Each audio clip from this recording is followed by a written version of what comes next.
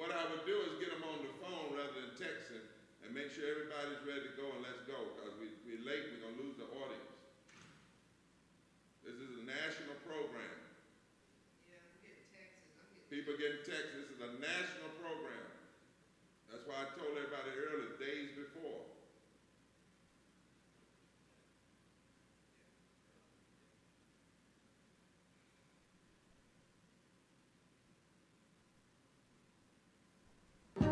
Restoration of the Voting Rights Act.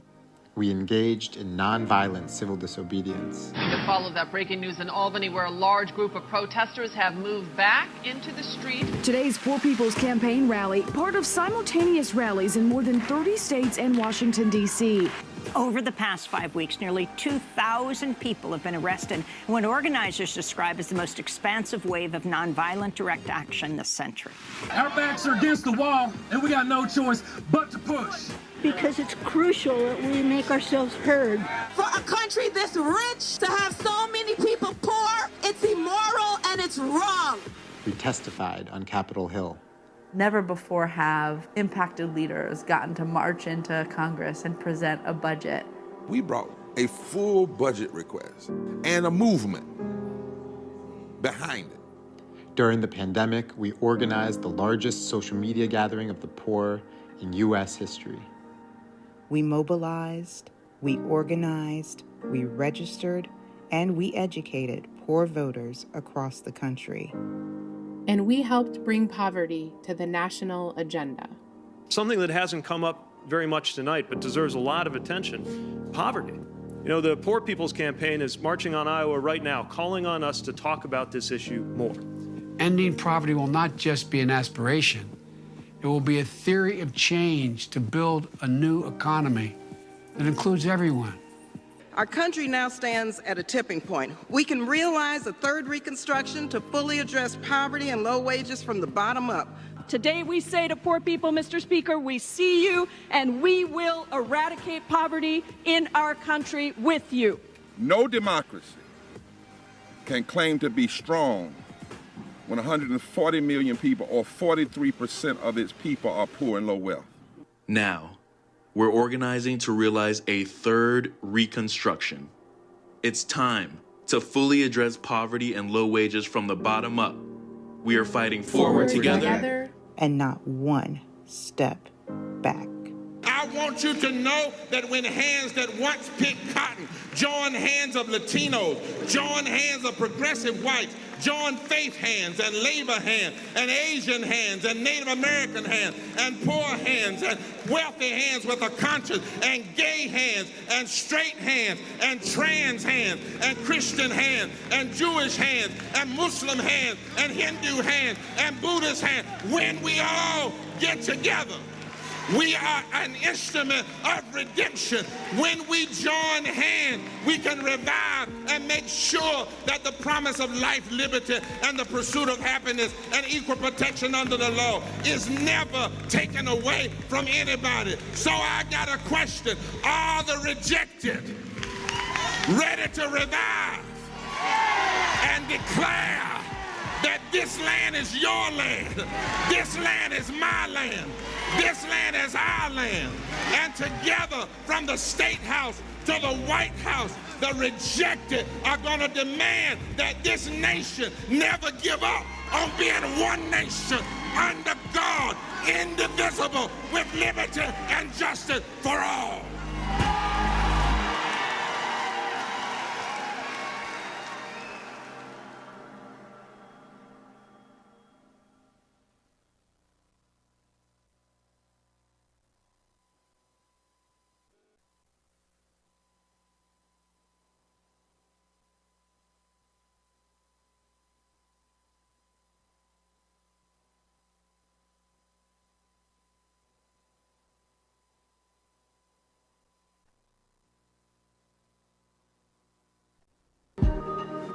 In 2018, there were 140 million Americans who were poor or one emergency away from economic ruin. Across the country, in communities and forgotten places, poor people and low-wage workers of different races, genders, abilities, sexualities, and faiths are building a moral fusion movement. We are coming together across all the lines that divide us to restructure and lift our society from the bottom up. We delivered our demands. We demand. We demand. We demand. We demand an immediate implementation of federal and state living wage laws. We demand an immediate restoration of the Voting Rights Act. We engaged in nonviolent civil disobedience. To follow that breaking news in Albany, where a large group of protesters have moved back into the street. Today's Poor People's Campaign rally, part of simultaneous rallies in more than 30 states and Washington, D.C. Over the past 5 weeks, nearly 2,000 people have been arrested in what organizers describe as the most expansive wave of nonviolent direct action this century. Our backs are against the wall, and we got no choice but to push. Because it's crucial that we make ourselves heard. For a country this rich to have so many people poor, it's immoral and it's wrong. We testified on Capitol Hill. Never before have impacted leaders gotten to march into Congress and present a budget. We brought a full budget request and a movement behind it. During the pandemic, we organized the largest social media gathering of the poor in U.S. history. We mobilized, we organized, we registered, and we educated poor voters across the country. And we helped bring poverty to the national agenda. Something that hasn't come up very much tonight, but deserves a lot of attention: poverty. You know, the Poor People's Campaign is marching on Iowa right now, calling on us to talk about this issue more. Ending poverty will not just be an aspiration. It will be a theory of change to build a new economy that includes everyone. Our country now stands at a tipping point. We can realize a third Reconstruction to fully address poverty and low wages from the bottom up. Today we say to poor people, Mr. Speaker, we see you and we will eradicate poverty in our country with you. No democracy can claim to be strong when 140 million people, or 43% of its people, are poor and low wealth. Now, we're organizing to realize a third Reconstruction. It's time to fully address poverty and low wages from the bottom up. We are fighting forward together and not one step back. I want you to know that when hands that once picked cotton join hands of Latinos, join hands of progressive whites, join faith hands and labor hands and Asian hands and Native American hands and poor hands and wealthy hands with a conscience and gay hands and straight hands and trans hands and Christian hands and Jewish hands and Muslim hands and Hindu hands and Buddhist hands, when we all get together, we are an instrument of redemption. When we join hands, we can revive and make sure that the promise of life, liberty, and the pursuit of happiness and equal protection under the law is never taken away from anybody. So I got a question. Are the rejected ready to revive and declare that this land is your land, this land is my land, this land is our land, and together from the State House to the White House, the rejected are going to demand that this nation never give up on being one nation under God, indivisible, with liberty and justice for all.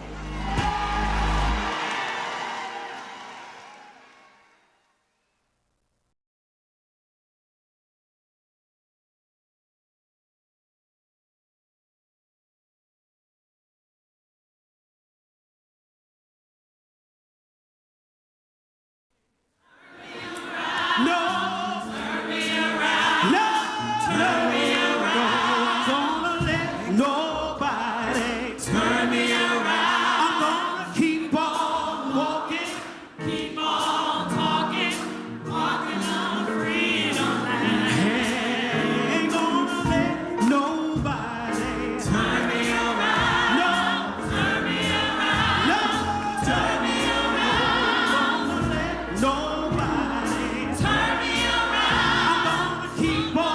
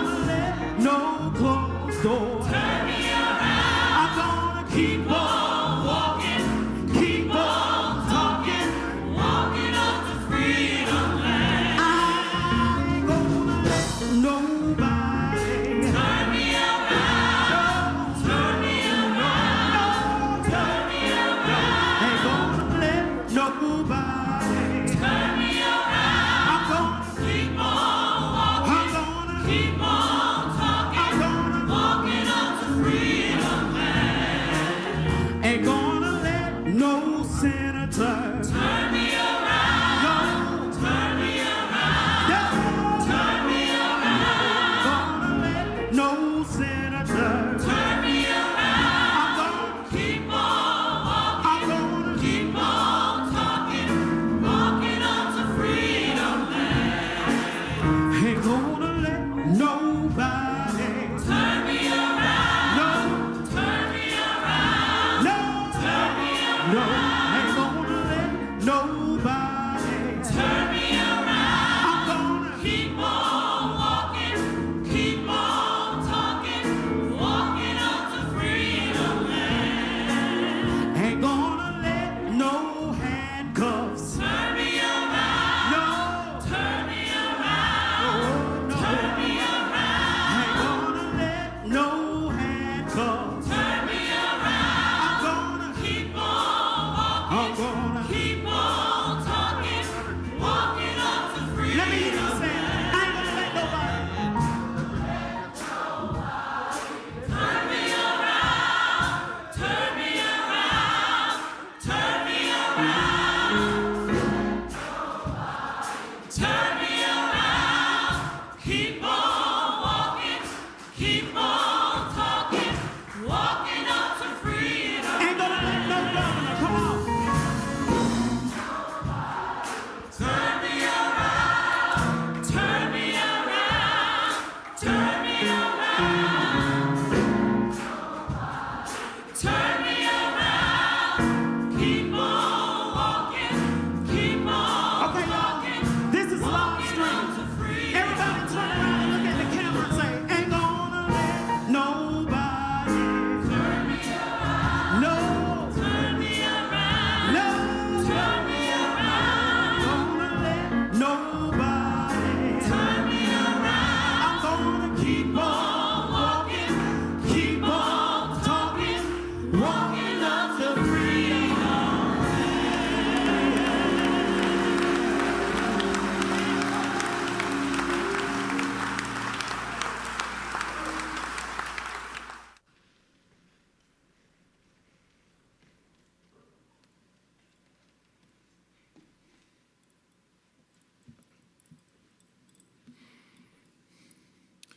Gracious God, we always seek your help and ask you to strengthen and to keep us and to use us for your glory.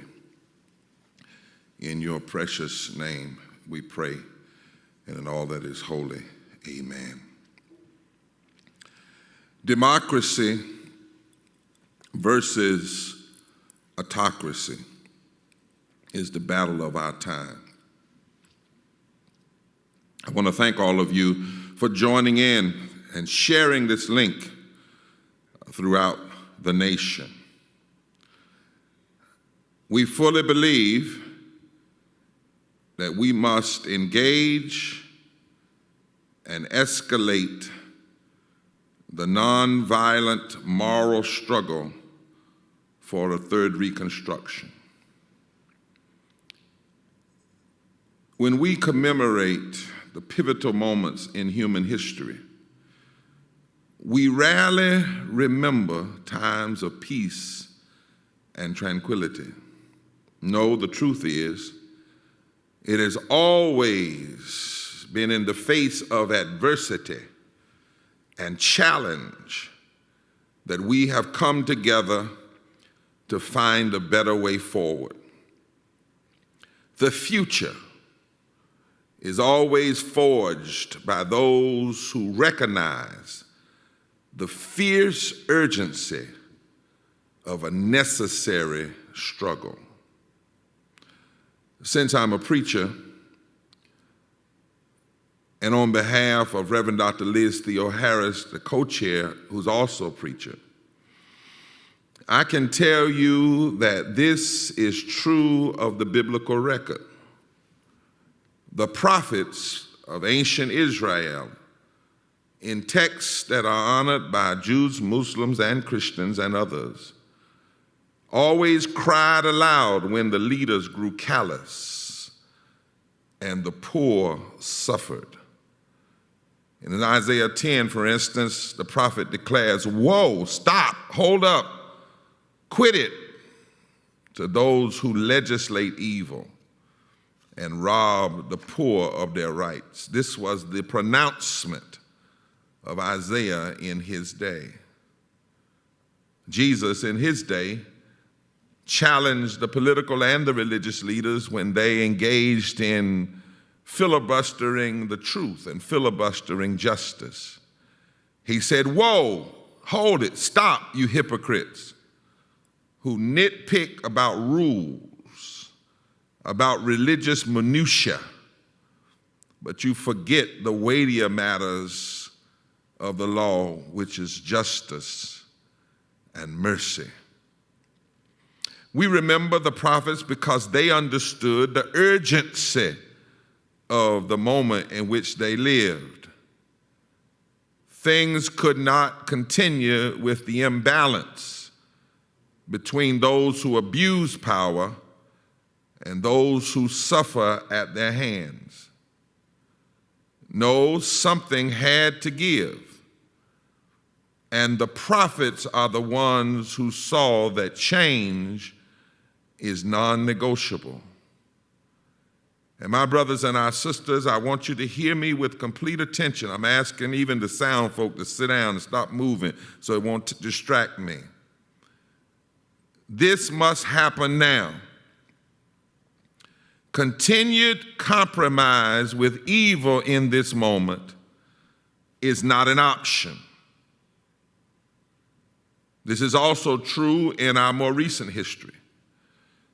The holiday we some pause to celebrate today does not simply commemorate the birth of the idea of America or the grand vision of democracy, because even the birth was flawed, and even at the birthing, freedom and justice was aborted.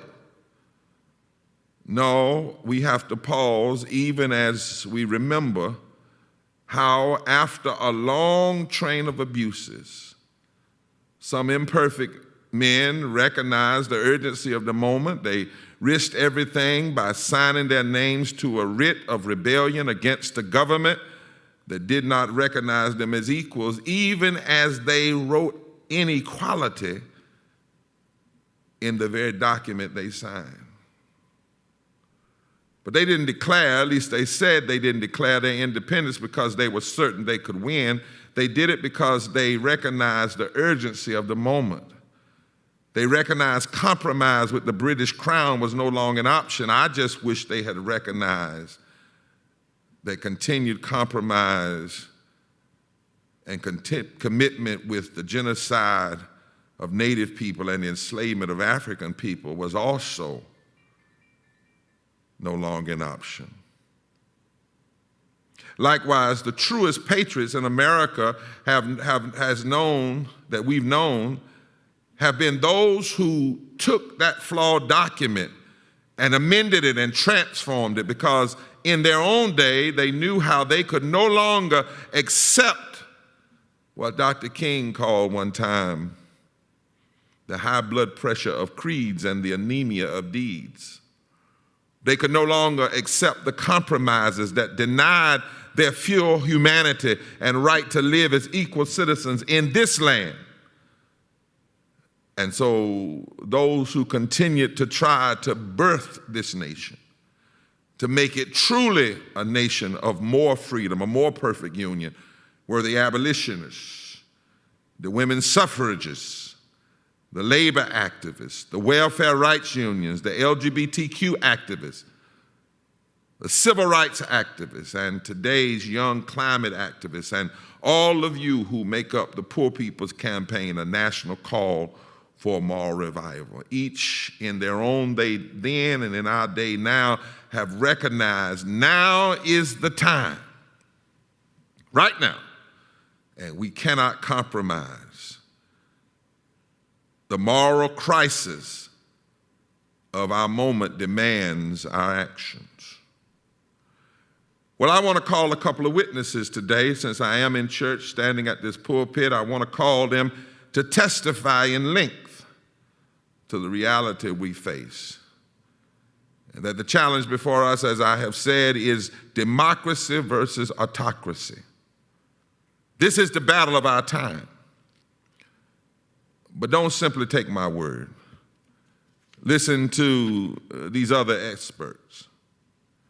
I want to call to the stand a witness today to testify the Institute for Policy Studies. My good friend Phyllis Bennett's and others' work. And they have issued a report that lays out how the wealth of U.S. billionaires, listen now, has grown tremendously during the pandemic. And they've increased their wealth in a way that the increase alone could pay for a majority of President Joe Biden's new infrastructure and jobs plan. And this has happened while millions more have fallen into the already 140 million poor and low wealth people that existed in this country prior to the pandemic, and the more than 50% of our children. And the many, many millions of people who lost their jobs, the poorest among us who we call essential workers, but have treated them as though they were expendable, and they became the first to have to go to work, the first to get sick, the first to get infected, the first to go to the hospital, and the first to die. And yet, according to the testimony of the Institute of Policy Study and their other partners, between March of 2020 and right now, the 719 U.S. billionaires' collective wealth has grown 55%. Their combined wealth grew from $2.9 trillion to $4.56 trillion, a growth of $1.62 trillion. Just the increase in their wealth could cover 70% of Biden's $2.25 trillion proposal to create jobs and invest in human and otherwise infrastructure across the U.S. And yet we have politicians saying, we don't have the money, it's too much. Let me let them testify more, the Institute for Policy Study. I want them to testify and link, just using my voice.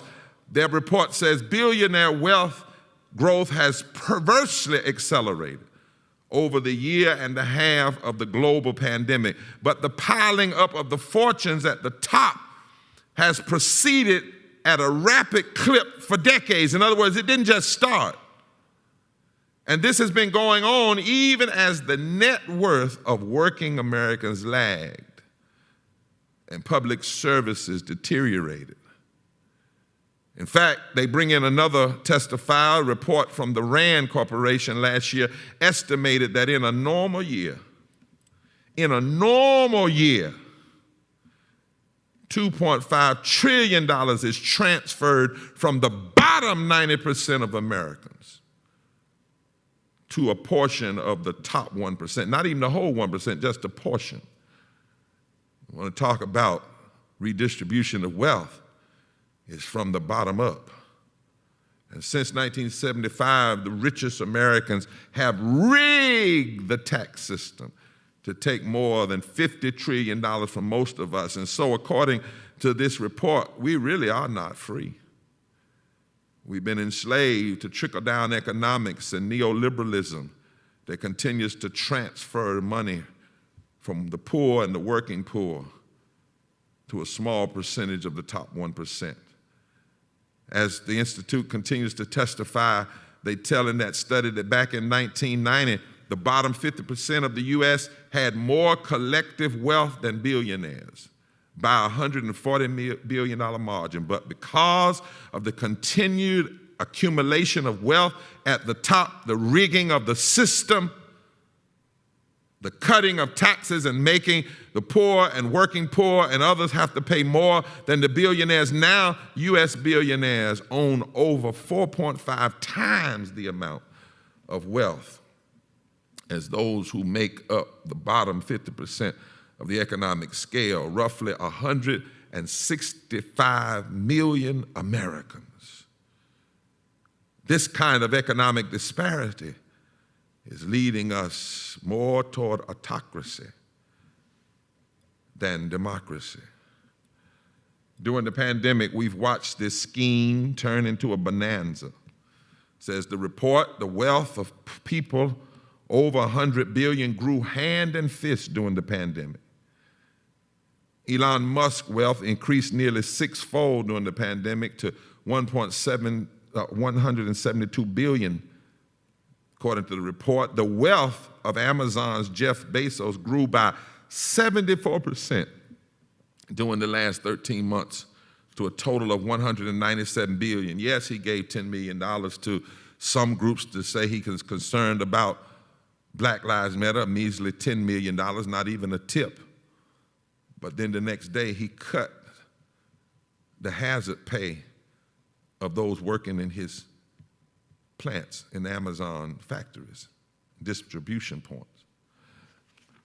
And Mark Zuckerberg's wealth more than doubled in a little over a year during the pandemic to 113.5 billion. Meanwhile, some of the CEOs who have profited the most from the pandemic treat their workers the worst. The Brookings Institute found that of the 13 major retail companies, according to the report, that have experienced pandemic windfall, in other words, they made money during the pandemic, Amazon and Walmart are among the companies that compensate their workers the worst while forcing them to work through dangerous conditions as frontline workers, because you know the frontline workers are essential workers. They can't go home, someone said. They have to cut our meat. They have to deliver our groceries. They have to serve us, even if serving means they are served up, were served up to death during this pandemic. I tell you, the level of greed is obscene. And by itself, just these facts alone about the economic realities demand that we act, and we act now. But it is not all. It's not all that's wrong. It's not all that has caused democracy versus autocracy to be the battle of our times.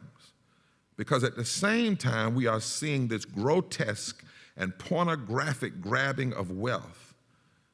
We also see the same people with the same money who have the same politicians on their support list.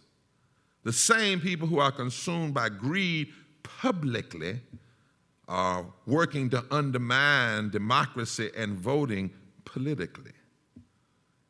Or let me call another witness and listen to this in-depth analysis by my dear friend Ari Berman. I need to recount it in its fullness because of the urgency of now. He wrote, and I know Ari would be okay with me quoting him, where he said, listen deeply and listen in length.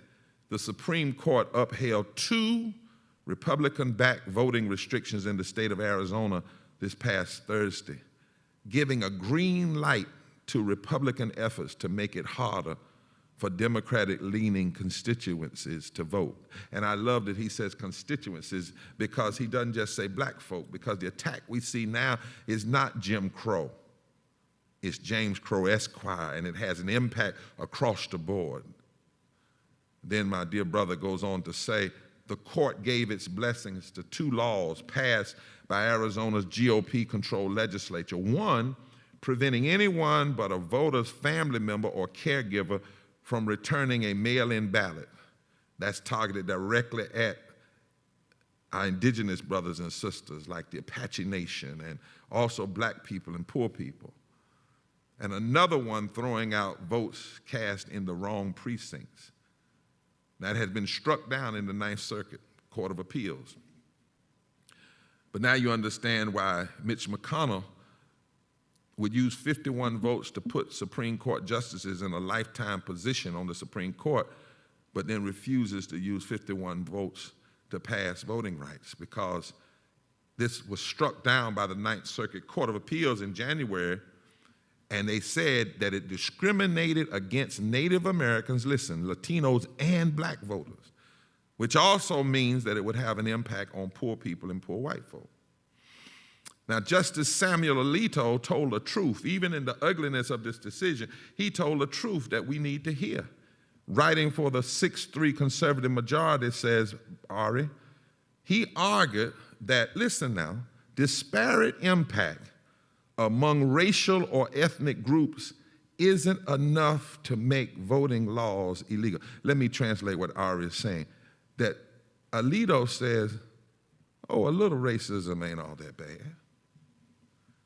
Just because it discriminates doesn't mean it's illegal. Now, I thought the 14th Amendment says that we have equal protection under the law, all persons. But listen to what this justice said. This is a justice. This is a justice on the Supreme Court.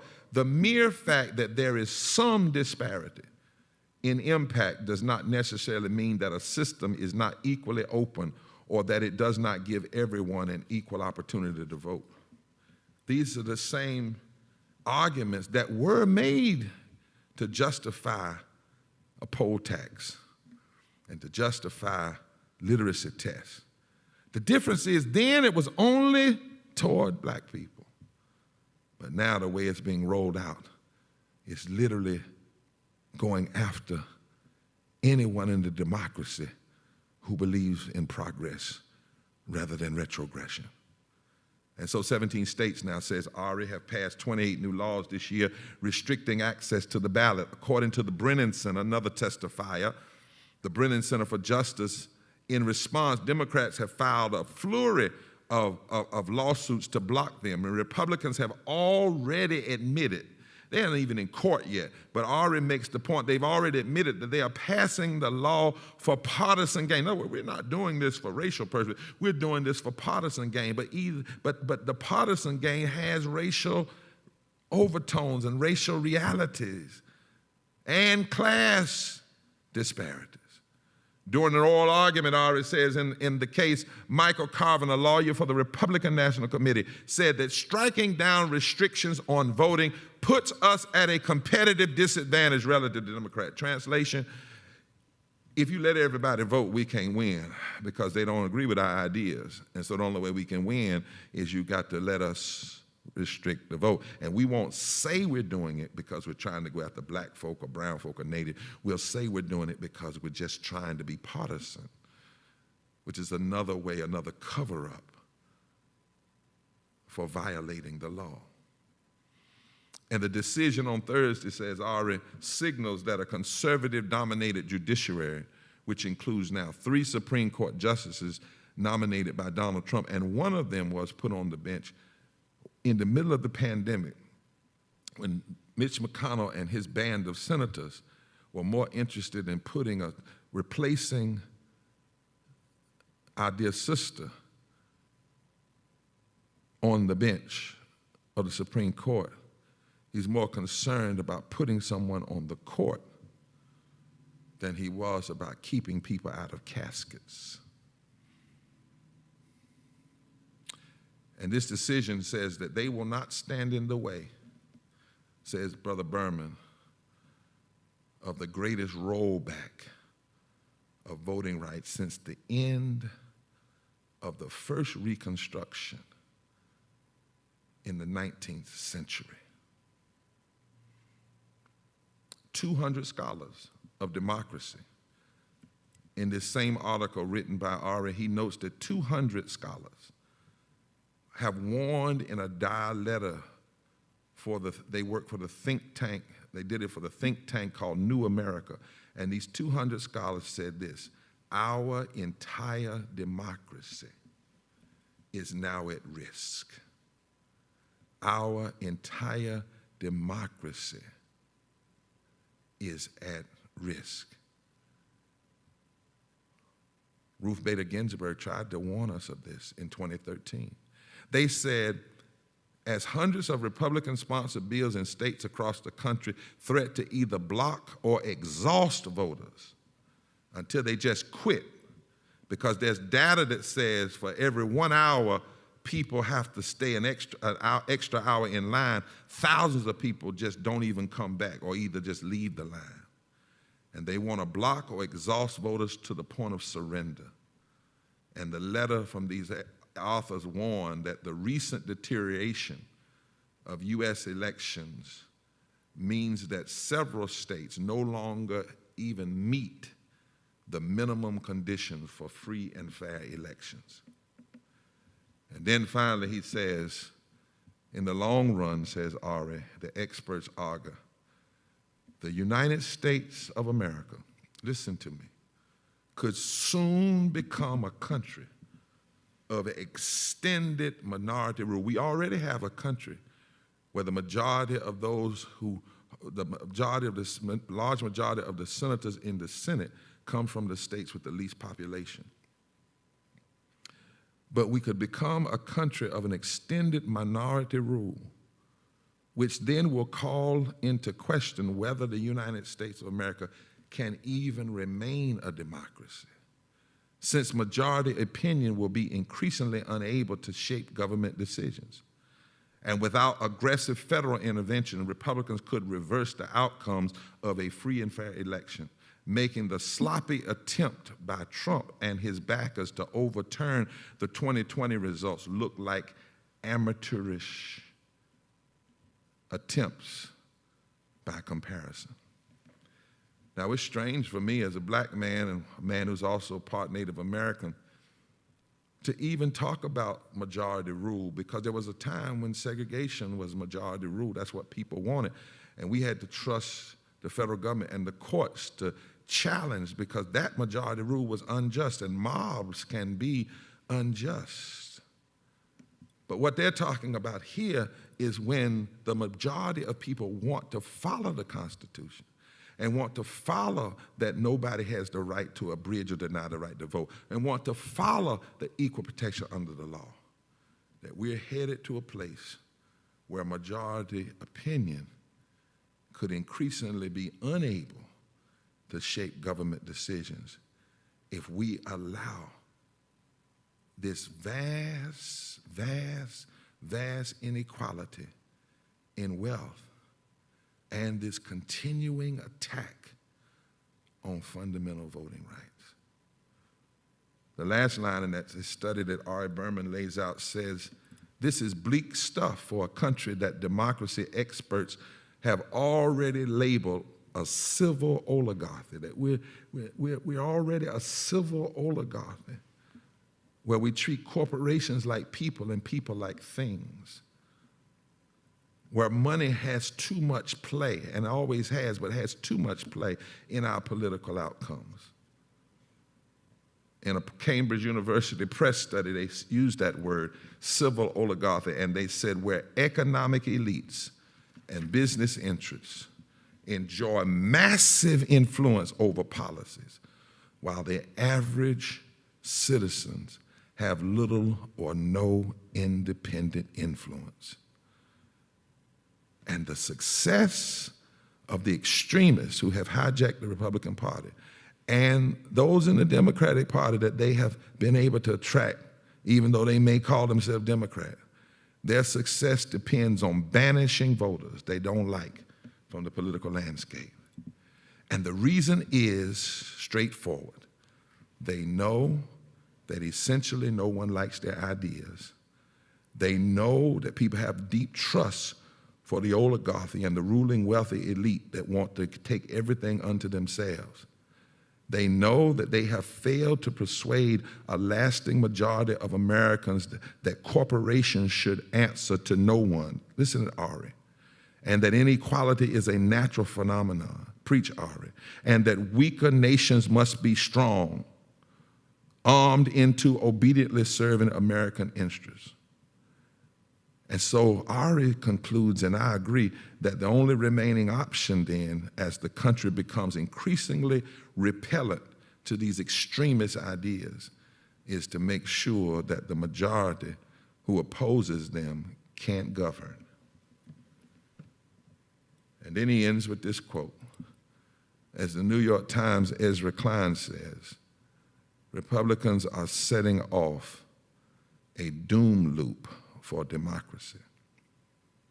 And when you listen to the testimony from the Institute of Policy Study and the Brennan Institute and the 200 scholars and my dear friend Ari Berman and others that he brought into his article, and I wanted to lay this out today, because this is a time when bumper sticker speeches and stuff is not going to work. We need to understand the depth of the problem, the chains, if you will, Nancy McClain, that people are putting on this democracy. And when we understand it and understand our moral responsibility, then we know that democracy versus autocracy is the battle of our time. And if that's so, if that's the diagnosis, then we must escalate and engage a nonviolent moral struggle for a third Reconstruction. We must have moral, masked, nonviolent, direct moral action.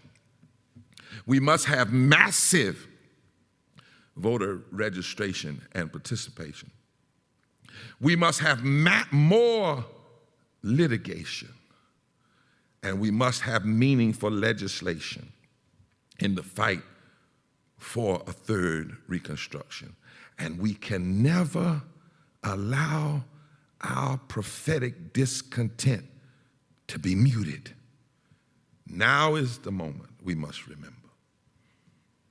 When those who came before us, they faced trying times. And they met the challenge by recognizing the urgency of the moment and the demands of that moment. And when we remember them, we cannot back down. We cannot compromise. We must act now. Democracy's defenders, we can defeat today's attempts to subvert the will of the people by using the same tools used to overthrow its Jim Crow forefather. In fact, we can do it in a way that may even win some of those who are on the wrong side. We know that in the time before us, federal action was needed to protect equal access of all citizens to the ballot and to guarantee free and fair elections. It's going to require, y'all, it's going to require an abolishing or a major reforming of the filibuster, the non-constitutional filibuster. That old Senate rule that was begun to block anti-slavery legislation but has been used to try to block women's rights and labor rights and workers' rights and civil rights. And it makes it essentially impossible to pass anything without a 60-vote majority. And so you give 59 or 60 senators the power over the millions of the rest of us. And now we got Joe Manchin saying he's not changing the filibuster. And some people are ready to run and tuck their tails in between their legs. But those who think Manchin's is immovable forget that he's still a politician who responds to prevailing political winds. And 79% of West Virginians, white folk from the hollers, black folk from the hood, don't agree with him. And if we mobilize in nonviolent direct action with a moral focus, we can make him hear them and hear us. And the same is true with Sinema in Arizona. There were those in years past, you got to remember, when the Voting Rights Act was first passed, it was not because they had the votes at the beginning. There was filibustering then. There were those who said they would do it forever. But the prevailing winds, political winds, were changed by those who dared to take nonviolent, moral, direct action. Right now, Sinema and Manchin can hold their allegiance to the National Chamber of Commerce, because that's who's really backing them, the money. And the reason they can do that is because they have not faced the full force of nonviolent moral direct action in the streets and in the political suites. Just meeting with them is not going to change them. Just send them a text message or email. No. This is the moment now. And we must be clear. We don't want an insurrection. We want a moral resurrection. The only reliable way to change the political terrain and how policymakers behave is to take the demands to the streets in our deepest moral and nonviolent direct actions. It's no surprise then that GOP politicians and their corporate backers, they tremble at the thought of genuine democracy. That's why they're trying to write rules to disable us from marching. But when you engage in moral, nonviolent direct action, if a law is passed and it's an unjust law to shut down your voice, you're willing to break that law for a higher purpose. They know, the extremists know, that every time progress has been achieved, it's been progress because popular movements have exerted enough pressure to make the elites comply. And so, my brothers and sisters, this is no time to waste. Democracy versus autocracy is the battle of our time. We must engage and escalate the nonviolent moral struggle and direct action for a third Reconstruction. Doesn't all have to come under one umbrella, but it must come all over the country. It's time to make ending poverty a top legislative priority. It's time to guarantee and protect and extend voting rights. It's time to update the poverty measure. It's time to expand democratic participation, protecting the right to vote and pushing back these recent flood of voter suppression law. It's time to protect the constitutional right of assembly and free speech.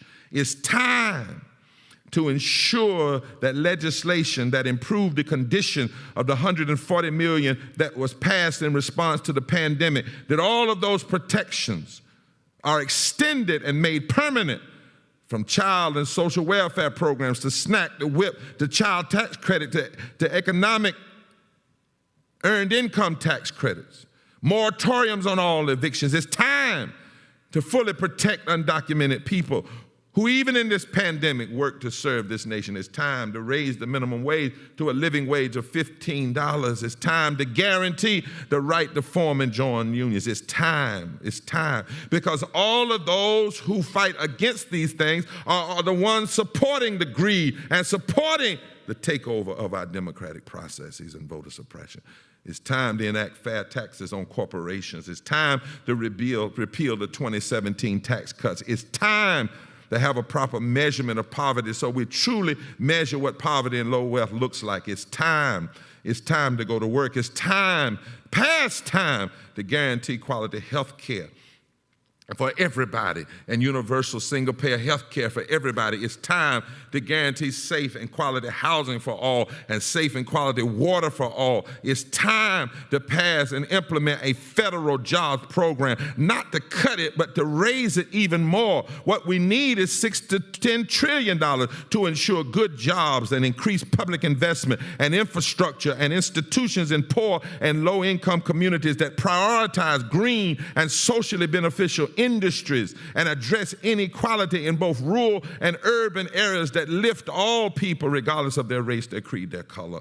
It's time to guarantee quality, safe, and equitable public education and an accessible education infrastructure from pre-K to 12. It's time to ensure that people can get a college education. It's time to have relief from student debt and medical debt and housing debt and utilities debt. It's time to enact comprehensive and just immigration reform. It's time to ensure all the rights of indigenous people and tribal nations, including their right to free expression of their religion and the right to their native lands, is protected. It's time to embrace a bold agenda to transform the economy away from climate chaos to a green, renewable energy economy. It's time to demilitarize the U.S. foreign policy by cutting budgets. It's time to cut the military budget by 10% immediately and put that money in infrastructure, jobs, and anti-poverty programs. It's time to end unjust mass incarceration and violent policing. It's time, even if it means deficit spending now, to invest in a future tomorrow. It's time. It's time. It's time. And it's not going to get done just with a rally here and a meeting over there and just an email. No, this is the time for us to engage in massive, nonviolent, moral, direct action in this moment, connected to massive voter registration, connected to mass litigation, and connected to meaningful legislation. And so to set the example, to hopefully call others to this moment, the Poor People's Campaign, a national call for moral revival, and our other major partners have decided it's time to launch a season of nonviolent moral direct action. You know, when it was launched in Montgomery, then it broke out everywhere else. And it wasn't just one banner, but it broke out. This loving militancy aims to apply pressure and call on everybody to do the same. And join us not only in rallies and marches, but also in nonviolent moral direct action. And if people choose to want to arrest us for engaging in our constitutional right, then we will submit through civil disobedience. But we've got to do this to move the United States Senate and move our political structures, because we're in a moment now that the battle is between democracy and autocracy. We must engage in this.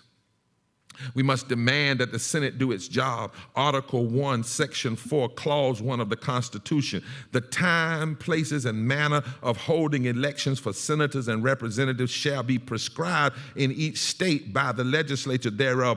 But, here's the clause, and while Manchin and Sinema and them are wrong when they say that there should not be these changes, the Congress may at any time, by law, make or alter such regulations, except as to the places of the choosing of senators. The Congress has the right, the moral authority, when it sees the state legislatures doing wrong, to change the laws and the regulation. We must engage in nonviolent, direct moral action to stop the filibuster. We must push for the full John Lewis. And yes, the real John Lewis bill is the For the People Act. That's what he worked on. We must push for the full John Lewis bill, the For the People Act, full compromise, and voting rights restoration. The Voting Rights Act restoration. We must push and demand passage of a $15 minimum wage. And we must say all of this must be done by August the 6th, which is the anniversary, the 56th anniversary of the signing of the Voting Rights Act of 1965. And it is a damnable shame that 56 years after the signing of the Voting Rights Act in 65, we have less voting rights today because of all the gutting than we had on August 6th and August 7th of 1965. And so we're launching our Moral Mondays. And when our Moral Mondays, National Moral Mondays on July 12th, there will be a massive national call-in to every senator to shut down the switchboard if necessary, because the first goal of nonviolent direct action is to make sure folk know what your demands are and give them an opportunity to address them. And then on July 19th, the anniversary of the Women's Convention at Seneca Falls, women have already said and called from all over the nation they will want to engage in nonviolent moral direct action in D.C. And then on July 26th, in all Senate offices, regardless of party, around the country in at least 45 states, people will engage in nonviolent moral direct action and go in and ask Senator, where do you stand on ending the filibuster, regardless of your party? Where do you stand on fully supporting the Voting Rights Act and fully supporting the real John Lewis bill, the For the People Act? And where you stand on that will determine how we stand or how we sit in. On August 2nd, a mass number of clergy, religious leaders with poor and low-wage workers walking arm in arm will engage in nonviolent moral direct action focused on the United States Senate. It's time for the pulpit and the street to come together, the preachers and the workers to come together. And if our actions result in the system believing it has to arrest us, then so be it. Civil disobedience is a badge and a banner we wear proudly when we stand up for what's morally right. But the time is now. We cannot declare the immoral reality that the democracy is in peril and then not engage with moral challenge and nonviolent direct action. They say in the climate justice movement, we have 9 years to take action before irreparable damage is done. Well, in the justice movement, we don't have any more time. Irreparable damage is being plotted and pushed right now. And we must escalate and engage the nonviolent moral struggle and direct action for a third Reconstruction, and we must do it now. And this, my friends, is no time for moderation. It's no time for unjust compromise and non-constitutional filibustering. Let me close here by reminding you of one more witness.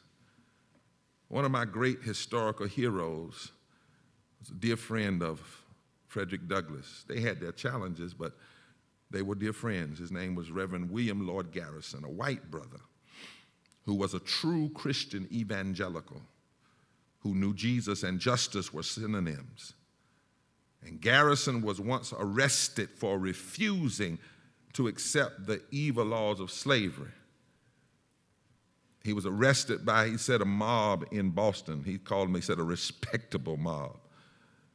And he was put in jail, and he said, I, William Lloyd Garrison, was arrested and put in jail for preaching the damnable gospel that all men are created equal. William Lloyd Garrison edited a newspaper in the 1840s and 1850s. In the very first issue of his anti-slavery newspaper, The Liberator, William Lloyd Garrison said something then we better hear now. This preacher said, I do not wish to think or speak or write moderately, as a moderate, with moderation. I'm aware that many object to the severity of my language. But is this not a cause for severity? I will be as harsh as truth and as uncompromising as justice. On this subject of slavery, I cannot be moderate. No, you go tell a man whose house is on fire to give a moderate alarm. Tell him to moderately rescue his wife from the hands of a ravisher. Tell the mother to gradually extricate her baby from the fire into which it has fallen.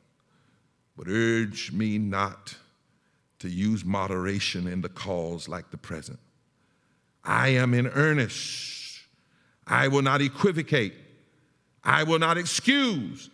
I will not retreat a single inch. And I will be heard. Why did Lord Garrison sound like this?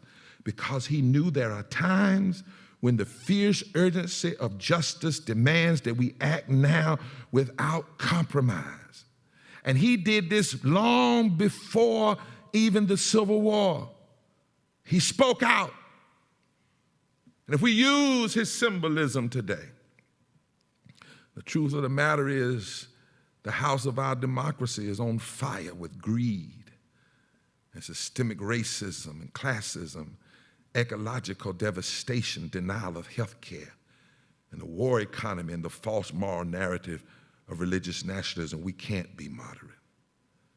We tell the truth like a wife, like a man to rescue his wife from a ravisher.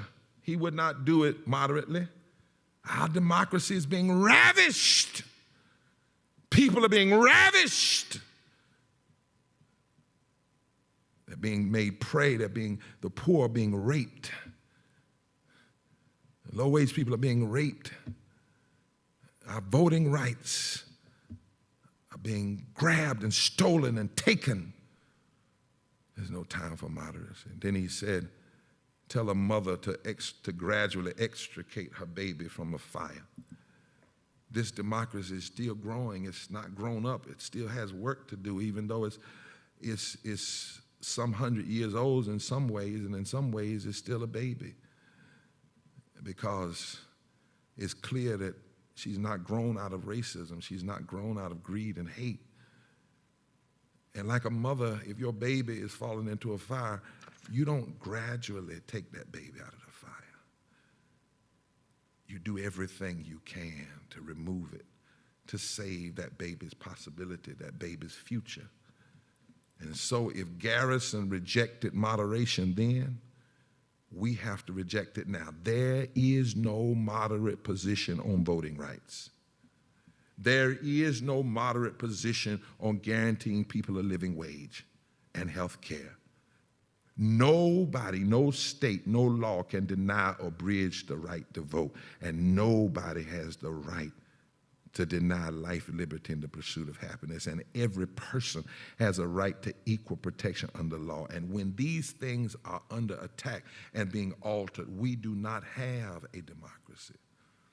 Our true Independence Day, if you want to tell the truth, was when the 14th and 15th Amendments redeemed the Constitution from its pro-slavery compromises and made a way for America to be born again, again and again and again. Born again through the women's suffrage movement, born again through the labor movement, born again through the civil rights movement. No democracy can be true to life, liberty, and the pursuit of happiness until workers are paid a living wage, until it has a provision in its Constitution that guarantees education and health care. And if a mean Mitch McConnell and one or two Democrats can put Supreme Court justices on the bench for lifetime appointments with 51 votes, surely we must demand that 51 votes be used to save the democracy, to ensure protection against voter suppression, and to pay people a $15 minimum wage. Manchin and Sinema, which side are you on? We cannot let them stay on the wrong side. It's time for nonviolent moral direct action and civil disobedience if necessary. Things must change by August the 6th, or we know what we must do all the way through to the midterm elections. We've got power. It's time right now. Forward together, not one step back. We must raise the alarm and engage the battle. We must sow the seeds of movement that refuses to accept autocracy. And this, my friends, we must understand now like never before, was never about one person. It's really about principles of a people. This was never just about an individual. It's a system that people have built, and it must be reconstructed. And poor and low-wealth voters alone hold 65 million votes. Only 34 million voted in this past election. 31 million didn't vote. If Trump had gotten 40,000 votes in 3 states combined, he would have won the Electoral College, but none of that has to be. If we engage now moral direct action, massive voter registration participation, massive litigation, and meaningful legislation, we are witnessing bloodletting from 1,000 cuts. That's what's wrong with the democracy right now. But it is now clearly evident that the lifeblood of this democracy could soon run out. And it's time to call a code. There must be a stoppage of the bleeding. We cannot tolerate business as usual. We must clear the way and let the ambulance drive us through. And we are those ambulance drivers, as Liz likes to say. And we must get this democracy into the emergency care room. It needs to go through intensive care. And we must love it enough to do it. We must stop the bleeding and make a more perfect union. That's what Sitting Bull hoped for. That's what Frederick and Harriet and William and Mother Jones and Caesar and Ann Braden and Dorothy and Rosa and Fannie Lou Hamer and Martin and Joshua and Malcolm and so many others. The list is too long. They fought for a more perfect union. They knew that there was a fierce urgency to make this nation get to the intensive care and the treatment it needed for the sicknesses of racism and poverty and injustice. They worked to create reconstructions. It's our time now. And so right now we must engage in their memory that this moment needs moral, nonviolent, direct action. This is the only hope for the moment, and the hope for our children is that we act right now. Democracy versus autocracy is the battle of our time. We must escalate and engage the nonviolent moral struggle for a third Reconstruction now, right now. If you desire to join, go to the Poor People's Campaign site and click on a third Reconstruction. It's time. Wherever you are, I keep saying it doesn't have to be under one banner, but it has to be a movement that says forward together, not one step back. And we will not give in and just go quietly away while we see this democracy, what's left of it, turn to an autocracy. When so many fought so hard to bring it forward, it's our time now. And I know we can do this. And when we save and improve this democracy, our children's children will retell the story of how we didn't back away, or we didn't give up on our principles, but we engaged the moral battle, and we stood on the right side of love. We stood on the right side of justice. We stood on the right side of truth. We stood on the right side of history. And we demanded that this nation be one nation under God, indivisible, with liberty and justice for all. And they will tell the story that in our day when we had a choice to go backwards or forward, we chose forward together, not one step back. It's our time. It's our time. And the Poor People's Campaign, a national call for moral revival, is fully committed to starting and moving with all of our partners and thousands of clergy that are connected and young people and all of the coordinating committees. Join this moment and save this democracy from autocracy. One more time.